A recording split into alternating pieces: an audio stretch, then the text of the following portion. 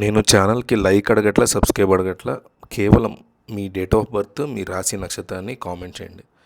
గ్రహాలకి రాకుమారుడైన బుధుడు తెలివితేటలు, లెక్కలు, తర్కం, వ్యాపారానికి కారకుడు.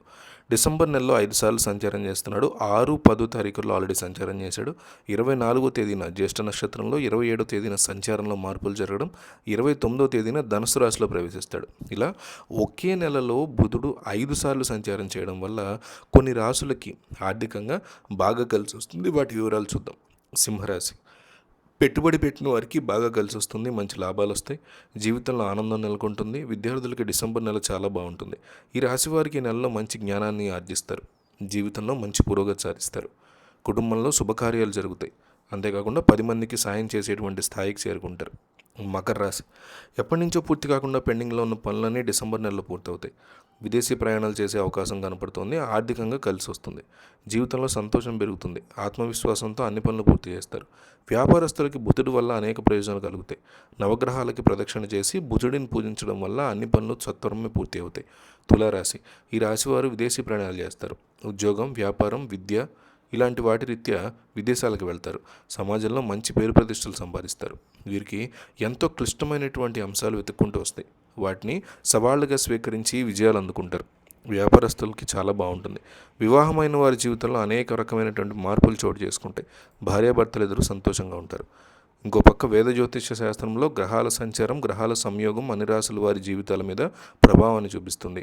గ్రహాలకి రాజైన సూర్యుడు జనవరి మాసంలో 2 సార్లు సంచారం చేయబోతున్నాడు. జనవరి 11వ తేదీన సూర్యుడు మొదట తన సొంత నక్షత్రమైన ఉత్తరాషాఢ నక్షత్రంలో ప్రవేశిస్తాడు.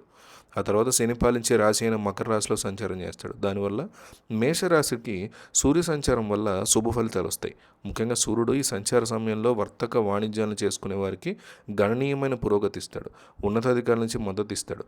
మేషరాశి వారికి గౌరవం పెరుగుతుంది. కెరీరు అలాగే విద్యలో మేషరాశి వారు మంచి అవకాశాలు చూస్తారు. సూర్య సంచారంతో మేషరాశి వారికి ఆర్థిక పరిస్థితి మెరుగుపడుతుంది. ప్రమోషన్లు వస్తాయి. అన్ని విధాలా ఇది మేషరాశి వారికి కలిసి వస్తుంది. ధనుసు రాశి. సూర్య సంచారం ధనుసు రాశి జాతకులకి సానుకూల ఫలితాలు ఇస్తుంది.